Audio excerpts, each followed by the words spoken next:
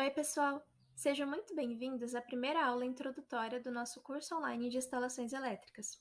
Aqui é a Vitória, do PET, e nessa aula eu vou tratar com vocês alguns conceitos básicos e teóricos para vocês poderem ingressar ao longo do curso em conceitos mais específicos de instalações elétricas prediais, sem dúvida alguma, e compreendendo todas as grandezas e conceitos básicos da física que a gente vai estar abordando e discutindo com vocês ao longo das próximas aulas. Primeiramente, eu vou reforçar sobre a estrutura do curso, a estrutura de aulas e a divisão dos dias e horários que a gente vai estar tendo encontros, né? As aulas vão ser lançadas toda terça-feira e quinta-feira, às 9h30 da manhã. Nós vamos ter live de dúvidas todas as sextas-feiras, conforme o horário que o link for enviado para vocês no grupo para acesso à aula de dúvidas. E outras dúvidas relacionadas ao andamento do curso ou exercícios, vocês podem enviar no WhatsApp que a gente vai estar respondendo assim que possível. O primeiro tópico que nós vamos abordar é sobre ética profissional. Mas o que é a ética profissional? É um conjunto de valores, normas e condutas que induzem e conscientizam as atitudes e o comportamento de um profissional na organização. Por que é importante entender o que é a ética profissional e para que ela serve quando a gente está trabalhando dentro de uma empresa? Quando a empresa ela tem normas e valores, tem uma moral para resolver conflitos, é uma empresa que consegue lidar com o trabalho em equipe. E um profissional eletricista, seja um engenheiro eletricista, um técnico ou um técnico em telecomunicações, esse profissional ele nunca vai estar sozinho. Ele sempre vai estar ou em dupla ou como um grupo. Geralmente, as empresas elas padronizam as etapas que um profissional deve fazer para executar uma certa atividade. E ele nunca vai estar sozinho. Ele sempre vai estar ali com alguém trabalhando junto, com um grupo.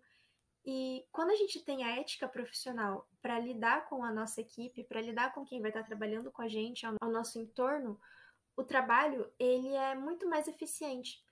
Quando o profissional ele assume uma postura de liderança e ele difunde valores éticos para poder se relacionar com os seus colegas de trabalho. E isso agrega muito no desenvolvimento desse profissional, tanto para a carreira profissional dele, quanto ali crescendo dentro da empresa. Então é muito importante que quando vocês vão trabalhar, vocês pensem na ética profissional de vocês. Quais são os valores, o que vocês querem passar para quem vai estar trabalhando ao lado de vocês, como vocês querem que seja o relacionamento de vocês dentro da empresa, porque tudo isso vai contribuir para o crescimento de vocês dentro da empresa, principalmente para um eletricista que nunca vai estar trabalhando sozinho. A engenharia elétrica, ela mexe com instalações, com distribuição, geração de energia, comercialização de energia, e todas essas áreas do mercado precisam de profissionais diferentes capacitados em áreas diferentes. Ou seja, nós sempre vamos estar expostos a questões de segurança, de financeiro, de distribuição de trabalho. Então, tudo isso precisa ser conciliado dentro da empresa para que ela seja a melhor e maior possível. Dentro do contexto de ética profissional, é importante compreender as normas que regem os projetos elétricos e as instalações elétricas. Como assim? O que são as normas? As normas elas são critérios regulamentadores que foram elaborados pelo Ministério do Trabalho e visam a segurança e a eficiência máxima de uma instalação elétrica. Ou seja, as normas elas vão traduzir para a gente recomendações e aconselhamentos com relação ao que pode ser feito em uma instalação elétrica, o que pode ser utilizado, quais são os melhores materiais. Então, as normas elas são um guia para que a gente siga eles e evite problemas de segurança, de acidentes e até mesmo de questões de impactos ambientais. Então, as normas elas são pontos reguladores muito importantes de serem obedecidos. Qual a diferença da ANR e da ANBR? A ANR são normas regulamentadoras obrigatórias. Quando elas não são obedecidas e durante a inspeção é verificado que elas não estão sendo aplicadas, isso pode gerar passivos trabalhistas, que são penalidades, multas e até mesmo a interditação da instalação. Ou seja, se um prédio ele não está obedecendo devidamente às normas da ANR, ele pode muito bem ser interditado pelo inspecionador. A instalação ela não está devida, as pessoas que estão ali dentro elas estão correndo riscos, e quando isso é verificado, interdita o prédio, esvazia o prédio, até que a manutenção seja feita dentro dos conformes das normas e aquele prédio pode voltar a operar. Isso seria já um caso extremo, mas é feita a revisão, a inspeção do prédio completo, da instalação do prédio, aí é feito o aviso com relação a descumprimento de normas, a multa, e aí se não é feita de fato a manutenção e não é comprovado que essa manutenção foi feita, aí sim a obra é interditada. Isso para a ANR. E o que é a ANBR? A ANBR ela não é obrigatória. São normas nacionais brasileiras, criadas pela associação da ABNT, mas que elas não são obrigatórias. Quando a empresa ela cumpre essas normas, ela vai receber um certificado de qualidade. Isso valoriza a obra. Ou seja, isso vai estar dentro da ética profissional. Quando a gente obedece às NBRs, quando a empresa ela tem esse cuidado, ela vai valorizar a segurança do trabalhador, e isso tem mérito de certificado, valoriza a obra, vai valorizar tudo que envolve a empresa e os trabalhos e serviços que ela oferece. Então, estar dentro dos conformes é obedecer uma ética profissional de normas e valores que regem, de fato, a segurança do trabalhador, a eficiência da empresa e tudo que a gente já discutiu em ética profissional. Dito isso, aqui nós temos algumas normas regulamentadoras para apresentar para vocês. Essas normas a gente não vai adentrar a explicação profunda delas, não caberia, são muitas normas. Aqui a gente elencou só algumas para vocês verificarem as orientações que as normas elas fazem para a gente, para os profissionais operarem, mas são muitas. Dentro de cada NR dessa, tem muitas outras normas, então ficaria um vídeo de 2 dias para a gente poder explicar e falar sobre tudo. Então aqui a gente só fez uma elencação e vale para consulta, é válido para consulta. Vocês podem ler, verificar o que a norma diz com relação à potência máxima de uma residência, a instalação de equipamentos de alta potência ou de baixa potência. Tudo isso está descrito na norma e vocês podem consultar e verificar o que a norma indica. E aqui são as normas brasileiras técnicas da ABNT, que elas não são obrigatórias, mas é extremamente válido que elas sejam seguidas, que elas sejam obedecidas. Elas vão prever para a gente segurança, uma análise mais técnica com relação à instalação e outros critérios muito importantes de serem considerados para uma instalação elétrica. Compreendidos os conceitos de normas, vamos começar os conceitos básicos dessa aula. Primeiramente, vamos definir para vocês o conceito de eletricidade. A eletricidade ela pode ser definida como sendo uma grandeza elétrica que exemplifica para a gente o fluxo ordenado de elétrons por meio de um condutor. Esse fluxo ordenado ele tem outro nome designado, que é o de corrente elétrica. Ou seja, a corrente ela é esse fluxo, a passagem dos elétrons por meio de um condutor. E a corrente ela pode ser classificada entre 2 tipos, corrente contínua e corrente alternada. E qual a diferença entre a corrente contínua e a corrente alternada? A corrente contínua, ela literalmente ela vai ser definida por meio do nome dela, de contínua. Contínua porque ela é contínua em um sentido apenas. Ela é uma corrente que varia de uma forma contínua. Já a corrente alternada, ela é uma corrente que ela está sempre variando. Elas literalmente podem ser definidas por meio do nome delas. A corrente alternada ela fica alterando entre positivo e negativo durante a passagem dela. E esses 2 tipos de corrente, eles vão alimentar circuitos diferentes e vão ser utilizados em instalações diferentes. Na instalação residencial, a gente vai utilizar a corrente alternada, que é a corrente que alimenta as cargas da nossa casa. Outro conceito muito importante para, inclusive, compreender melhor a corrente elétrica e a eletricidade é o conceito de tensão. A tensão ela pode ser descrita como a diferença de potencial entre 2 pontos. Ou seja, vamos supor que em um ponto A eu tenha um fluxo maior de corrente, eu tenha um fluxo maior de cargas concentradas, uma densidade maior de cargas no ponto A. E no meu ponto B, eu tenho um fluxo menor, eu tenho uma quantidade menor de densidade de cargas no meu ponto B. Esses 2 pontos, eles têm uma diferença de potencial. Diferença de potencial no sentido em que eles têm concentrações diferentes de cargas entre eles. Então, essa diferença de potencial vai caracterizar para a gente a tensão. Se 2 corpos com potenciais diferentes forem colocados próximos um do outro, a diferença de potencial, que é descrita como DDP, entre eles, fará aparecer uma força denominada força eletromotriz, e a medida da intensidade dessa força é descrita como tensão elétrica, e essa força ela é medida em volts. Outro conceito muito importante é a potência elétrica, dada em watts. Ela é uma unidade que mede o trabalho realizado pela corrente em um intervalo de tempo. A potência ela pode ser dividida entre 3 tipos: aparente, ativa e reativa. Mas qual a diferença entre essas 3 formas de potência? A potência aparente, ela é o todo. Ela é o que a concessionária está distribuindo para a nossa residência. Ela é o que a concessionária, ela de fato vai abastecer na nossa residência. A potência ativa é o que é convertido em trabalho. É o que vai ser de fato consumido, o que pode ser consumido. E a potência reativa é uma potência que não vai ser utilizada. É uma potência que ela vem junto com a aparente, ela está sendo ali disponibilizada pela concessionária, mas ela não é utilizada, justamente pelos conceitos físicos que explicam o que é a potência reativa. Aqui nós colocamos algumas definições para vocês, cabe a leitura para que vocês compreendam melhor o que é a potência, mas cabe também uma pesquisa com relação ao que é a potência ativa, reativa, aparente, para que elas servem. Vocês já compreenderam que a potência é descrita como a multiplicação da tensão pela corrente, e isso vai resultar para a gente uma medida em watts ou em volt-ampere. Fator de potência é a relação entre a potência ativa e a potência aparente. Literalmente, a gente pega o valor da potência ativa, que é a potência que de fato é convertida em trabalho na nossa residência que está sendo consumida, e divide pela potência total disponibilizada pela concessionária. Com isso, a gente vai ter uma porcentagem do que de fato, da energia que chega na nossa casa, está sendo convertida em trabalho, está realizando o trabalho. O fator de potência ele varia entre 0 e 1.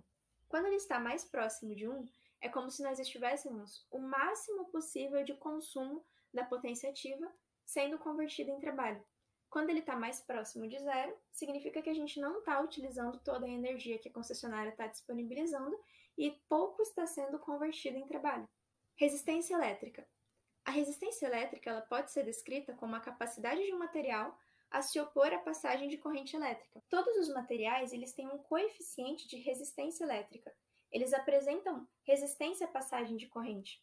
Na verdade, não todos. A resistência é o contrário da condutância, certo?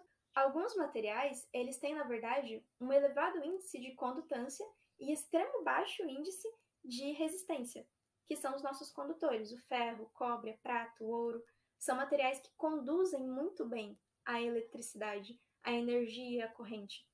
Já os materiais que se opõem à resistência, eles podem ter o cálculo da sua resistência descritos por essa fórmula, em que a gente tem resistência igual a ρ vezes L dividido por S, sendo ρ a resistividade do material, o que é específico do material, L é o comprimento do fio, quanto maior for o comprimento do fio, maior vai ser a resistência dele, e o nosso S é a área da seção transversal do fio. Obviamente, esse cálculo ele não precisa ser feito toda hora com relação a cada movimento que a gente vai fazer na instalação com cada fio, com cada material. Não precisa, é para isso que servem as normas. As normas elas trazem para a gente recomendação mínima com relação à grossura de fio, a comprimento de fio, para cada tipo de instalação. Então, esse cálculo ele não precisa ser feito o tempo todo, a norma ela já estudou tudo isso para a gente e já colocou tudo isso de forma tabelada, de forma bem descritiva para a gente compreender aquele guia e seguir ele durante o trabalho de instalação. Aqui nós temos alguns exemplos para vocês sobre a resistência que cada material exerce sobre a passagem de corrente. O cálculo ele é feito seguindo essa fórmula e a gente pode consultar em tabelas já pré-descritas que mostram para a gente qual é o coeficiente de resistividade de cada material. E aí a gente consegue calcular certinho qual vai ser a resistência de cada material que nós vamos estar trabalhando na nossa instalação. Quais são as características gerais da instalação? A primeira coisa a ser levada em conta ao iniciar um projeto de instalação elétrica em uma residência é a previsão de carga, ou seja, o levantamento de cargas da residência. Como assim? Quando a gente vai fazer uma instalação elétrica residencial, a gente vai analisar o todo da casa. A gente vai verificar a planta elétrica da casa, a quantidade de cômodos e o quanto de potência máxima vai ser disponibilizado para cada cômodo. Depois que a gente verifica a potência máxima de cada cômodo, a gente pode fazer o cálculo de demanda total de energia daquela residência e esse cálculo total ele vai descrever para a gente o quanto a concessionária vai estar abastecendo de energia para essa residência. Esse cálculo ele é extremamente importante porque as normas NR e NBR, elas vão descrever para a gente o máximo de potência para cada cômodo, para cada espaço, para cada tipo de carga. E esse levantamento todo da demanda total vai ajudar muito na hora de dimensionar os equipamentos, os fios elétricos, os condutores, os interruptores, os tipos de circuitos e as variações, onde vai ficar o quadro geral, a quantidade de circuitos, vai ajudar a gente a dimensionar tudo com relação ao projeto elétrico da residência. Aqui a gente elencou para vocês 3 guias que ajudam a gente a dimensionar um projeto elétrico de uma residência, que é a ABNT, a ANR, e nós temos também as normas da concessionária que devem ser obedecidas para que o projeto seja de fato aprovado e continue sendo vigente, que são as normas da NDU 001, 002, 003 e por aí vai. São várias normas que devem ser obedecidas. Elas contêm todas as informações necessárias para o bom funcionamento da instalação. E uma boa instalação é aquela que se segue todas as normas e, ao mesmo tempo, segue os padrões de conforto demandados pelo cliente. Ou seja, quando a gente está fazendo a implementação de uma instalação elétrica e a gente vai seguindo à risca as normas, ela vai trazer para a gente ali uma quantidade mínima e máxima, né, de quantidade de condutores, de quantidade de circuitos de força, de circuitos de iluminação. E às vezes aquilo não é o suficiente para o conforto do cliente. Então a gente tem que ponderar melhor sobre a organização e distribuição da instalação elétrica na residência, visando obedecer às normas e garantir o conforto do cliente dentro da residência. Agora nós vamos começar a entrar em conceitos específicos da instalação. E primeiramente vamos abordar sobre tomadas. E nós temos 2 tipos, as TUIs e as TUBs. Cada uma delas vai descrever para a gente com relação à potência máxima disponibilizada para este circuito. Mas as tomadas elas vão estar sendo caracterizadas no nosso circuito de força. A norma ela descreve para a gente certinho o que deve ser seguido para a instalação de circuitos de força. E lá a gente tem a divisão das tomadas de uso específico e de uso geral. De uso geral são tomadas que vão ter uma potência geral, para equipamentos em geral. Ou seja, carregador, ventilador, são aparelhos que podem ser conectados em tomadas de uso geral. Já tomadas para uso específico é voltado para equipamentos que demandar uma potência maior para funcionar, como ar-condicionado, chuveiro. São equipamentos que precisam de uma potência maior para funcionar. Então, o circuito de força deles vai trazer essa potência maior para não ficar exigindo do equipamento.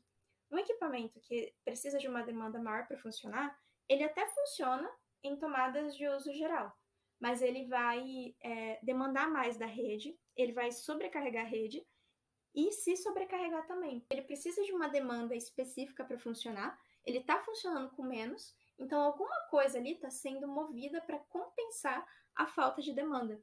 E isso vai ter resultados em algumas das partes, ou na rede da instalação, ou no próprio equipamento, ou nos dois.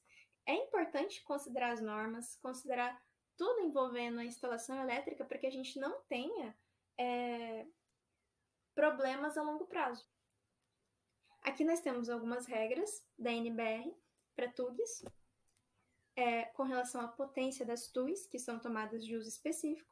Não vou adentrar em explicações aprofundadas desses temas, porque a gente vai ter aulas para isso, né? Sobre demanda de energia, já descrevi para vocês como sendo o somatório das cargas instaladas. Aqui tem um textinho que define melhor para vocês, vocês podem fazer leitura para compreender melhor a teoria de demanda de energia. E agora nós vamos entrar em um tópico sobre luminotécnica. O que devemos estudar com relação à luminotécnica? Por que é importante estudar sobre isso? O que isso agrega para a gente durante a instalação e projeção de um projeto elétrico? A luminotécnica, ela estuda o ambiente, ela vai estudar o ambiente e a melhor forma possível de iluminação do ambiente, dependendo do uso daquele ambiente. Por exemplo, uma sala de estar, ela pede uma iluminação específica. Uma sala de estudos, um escritório, vai pedir outra iluminação específica. Uma cozinha, ela já vai demandar outro tipo de iluminação. Como assim? Quando a gente está estudando, a gente quer o máximo de iluminação possível para enxergar bem o que a gente está fazendo. Quando a gente está em um escritório trabalhando, a gente precisa de uma iluminação muito boa e bem direcionada, para que o trabalho ele seja feito de forma mais eficiente e a gente não tenha o cansaço da vista atrapalhando. Quando a gente está em uma sala pronto para assistir um filme, a gente quer um tipo de iluminação específico que não seja muito forte, para que a gente consiga enxergar o que está passando e estar em um ambiente mais neutro, mais tranquilo, sem uma iluminação muito forte na gente. Isso é o que a luminotécnica estuda. As técnicas que a gente pode utilizar durante a instalação do circuito de iluminação e como alocar as lâmpadas de forma estratégica para que a gente consiga o resultado que a gente está buscando para os cômodos e que isso seja feito com o melhor tipo de iluminação possível. Aqui nós temos alguns conceitos que a gente indica para vocês pesquisarem e estudarem melhor sobre eles. São muito interessantes e agregam para vocês conhecimentos gerais, que é o conceito de eficiência luminosa, iluminância, índice de reprodução de cor, temperatura de cor e vida útil média das lâmpadas. Aqui eu vou só citar brevemente, mas vocês podem pesquisar e estudar melhor sobre isso. É bem interessante conhecer e compreender. Nesse quadrinho que a gente colocou aqui para vocês, ele vai trazer conceitos e grandezas. Aqui a gente tem explicando o que eu estava dizendo para vocês com relação à eficiência das lâmpadas. A eficiência luminosa. O quanto de luminosidade uma lâmpada consegue agregar em área, assim, no ambiente. Aqui a gente tem a primeira lâmpada, com uma eficiência mais direcionada. A luz dela ela é bem direcionada para onde de fato ela está colocada. Nesse primeiro exemplo, a gente tem a lâmpada ali e a luz dela está de fato indo reto, assim, bem direcionada para onde ela está apontando. Já o segundo tipo de lâmpada, ele já traz para a gente um fluxo luminoso mais amplo, ou seja, é uma lâmpada que consegue iluminar em várias direções de forma ampla. Já o terceiro tipo, ele já tem esse espaçamento maior, porém ainda assim está mais direcionado. E o último, ele consegue criar ali um ambiente em torno da lâmpada, um ambiente de iluminação específico em torno da lâmpada. E todos esses são os poderes de cada tipo de lâmpada que a gente tem. Como que a gente compreende isso? Primeiramente, a gente tem que analisar a iluminância. O valor da luminância, ele pode ser calculado como sendo a divisão entre o lúmen e a área. O lúmen, ele é o fluxo luminoso incidente numa superfície e a área seria a área que essa superfície está iluminando. Com isso, a gente pode descobrir o valor da iluminância das lâmpadas.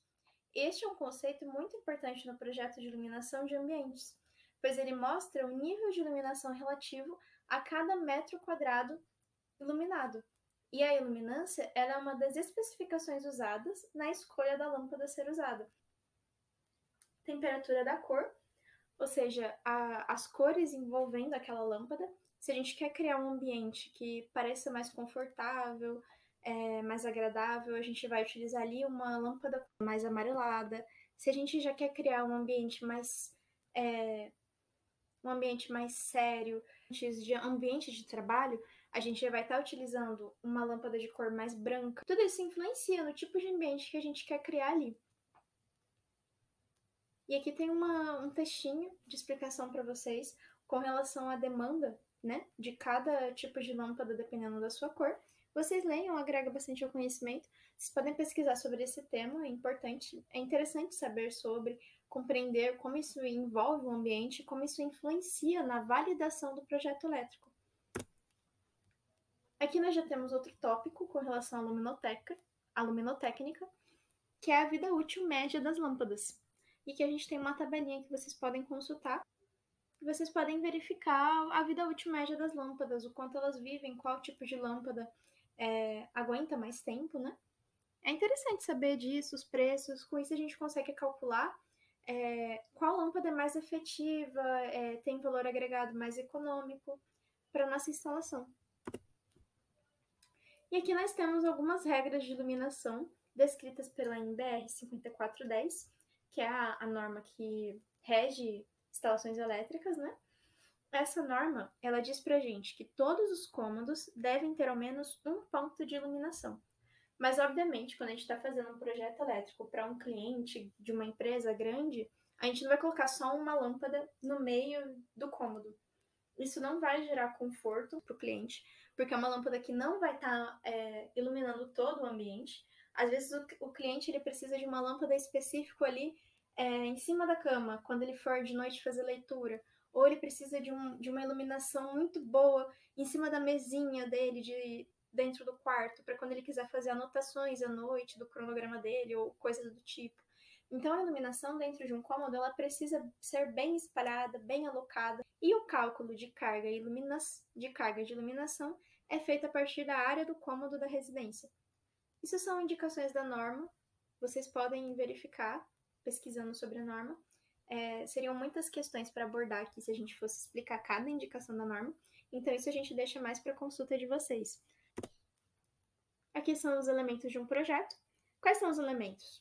Interruptores, tomadas, eletrodutos, fios, caixa de passagem, quadro geral. São elementos que a gente utiliza durante a implementação de um projeto elétrico, que a gente analisa, que a gente dimensiona.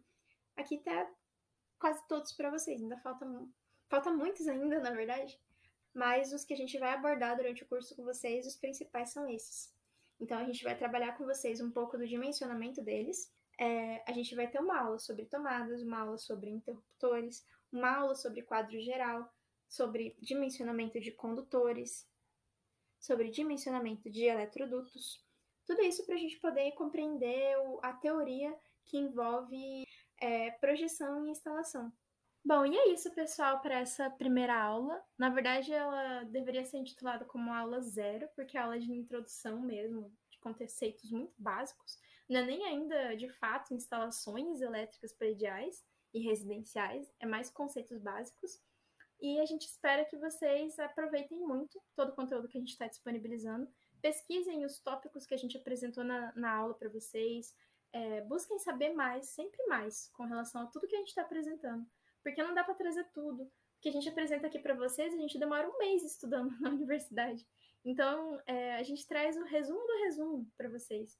Porque são temas muito amplos que necessitam de estudo muito reforçado, muito mais agregado para trabalhar de fato na área. Então, pesquisem, busquem compreender mais e aprender sempre mais.